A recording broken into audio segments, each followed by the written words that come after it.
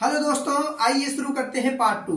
इस पार्ट 2 में आपको बताऊंगा कि कैसे टू बी वाली क्रिया को पहचानते हैं और कैसे टू डू वाली क्रिया को पहचानते हैं, क्योंकि यही वो हमारे बेसिक वर्ब होते हैं जिनको जान लेने से हमारा नेगेटिव बनाना, एक्टिव पैसिव बनाना, सारे डाउट्स हमारे क्लियर हो जाते हैं। चलिए वीडियो को स्टार्ट करते हैं। तो पहले मैं आपको डिस्कस करने वाला हूं बेटा कि वर्ब में जो हमारी टू बी वाली क्रिया है और टू डू वाली क्रिया है, ये क्या होती हैं, इनको मैं डिस्कस कर लेता हूं पहले, ठीक है।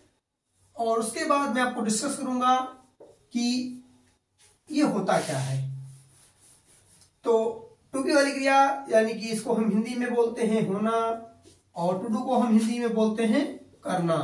चलिए इतना तो आपको मैंने कल बता दिया था। अब बात करते हैं होना करना होता क्या है।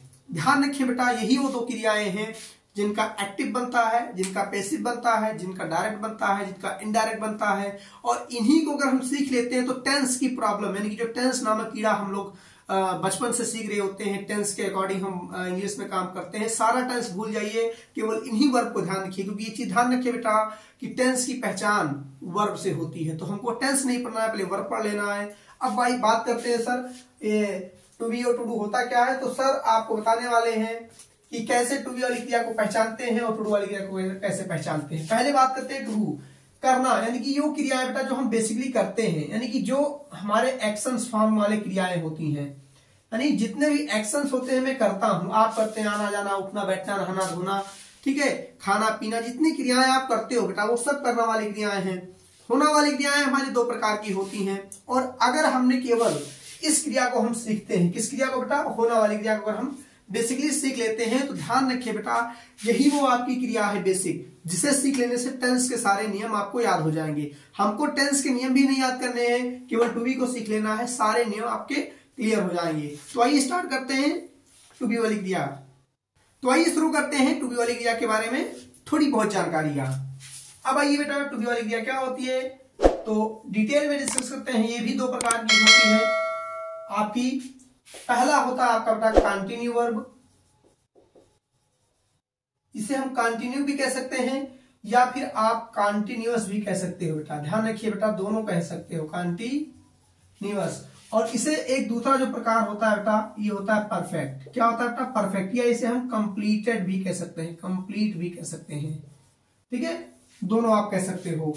तो फाइनली आपको ये सीखना है कि ये टू बी वाली क्रिया क्या होती है बेटा, दो प्रकार की होती है, कंटिन्यूअस और दूसरा परफेक्ट। अब आपने इन दो वर्ड को अच्छे से आप देखा होगा, सुना होगा, कंटिन्यूअस को और परफेक्ट को। ध्यान रखिए बेटा यही वो दो वर्ड हैं जो टेंस में बार बार आते हैं।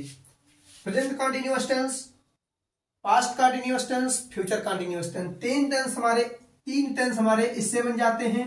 और प्रेजेंट परफेक्ट, पास्ट परफेक्ट और फ्यूचर परफेक्ट मिलाकर के हमारे 3 टेंस बन गए। तो 6 टेंस हमारे यहीं से बन जाते हैं, ठीक है। अब इन दोनों को जोड़ दिया जाए, इन दोनों को अगर हम जोड़ देते हैं तो देखिए present perfect continuous, past perfect continuous और फ्यूचर परफेक्ट कंटिन्यूअस, 3 टेंस इन दोनों को जोड़ने पर हमारे बनते हैं बेटा। यानी फाइनली इसी टू बी वाली क्रिया को हम अगर सीख लेते हैं तो देखिए हमारे 3 टेंस इधर, 3 इधर, 3 इधर, 9 टेंस की जानकारी हो गई बेटा। और जिन टेंसेस में इन दोनों वर्बों का प्रयोग नहीं होता है बेटा वही हमारी होती हैं, वो हमारे 3 टेंस हो जाते हैं। यानी कि जिनमें इन क्रियाओं का प्रयोग हम नहीं करते हैं वो हमारे 3 टेंस हो जाते हैं। जिसे आप सिंपल प्रेजेंट, सिंपल पास्ट और सिंपल फ्यूचर कहते हो। इसे आप यूपी बोर्ड के बच्चे प्रेजेंट इंडेफिनिट टेंस कहते हैं, पास्ट इंडेफिनिट टेंस कहते हैं और फ्यूचर इंडेफिनिट टेंस कहते हैं, ठीक है। तो देखिए बेटा ओवरऑल आपका 12 टेंस यहीं पे लिखा हुआ है बेटा। बस समझना क्या है कि इसी के हम कॉन्सेप्ट को समझ लेते हैं तो सारे टेंस की प्रॉब्लम और रूल्स को याद ही नहीं करना पड़ेगा आपको, केवल इस कॉन्सेप्ट को अच्छे से आप समझ लीजिए बेटा। तो 1 बाय 1 देखिए बेटा। अगले लेक्चर में आपको बताऊंगा कि ये हमारे कंटिन्यूअस वर्ब क्या होते हैं और क्या नाम है परफेक्ट वर्ब क्या होते हैं। तो इसकी डिस्कस मैं अगले लेक्चर में करूंगा। तब तक के लिए आप लाइक करते रहें, शेयर करते रहें, ठीक है। मिलते हैं अगले लेक्चर में, तब तक के लिए good day, have a nice day.